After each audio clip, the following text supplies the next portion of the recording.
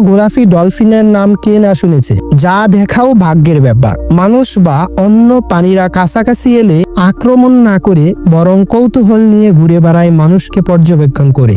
স্ত্রী ডলফিনকে দৃষ্টি আকর্ষণ করানোর উদ্দেশ্যে পুরুষ ডলফিনদের মধ্যে হালকা প্রতিযোগিতা হয়।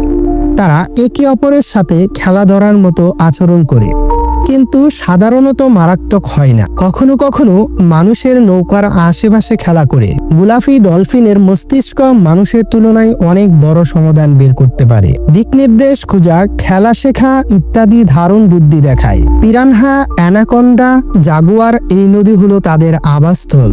এখানে প্রতিটি প্রজাতির পিছনে আছে হাজার হাজার বছরের বিবর্তনের ইতিহাস।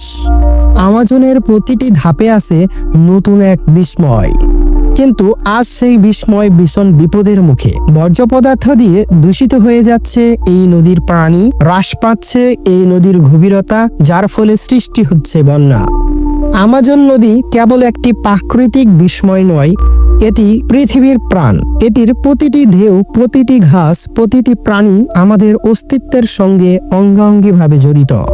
চলুন আমরা সবাই মিলে প্রতিজ্ঞা করি এই প্রকৃতিকে রক্ষা করব, যাতে করে ভবিষ্যৎ প্রজন্ম অনুভব করতে পারে আমাজনের শ্বাস, আমাজনের হৃদস্পন্দন। কারণ আমাজন শুধু দক্ষিণ আমেরিকার নয়,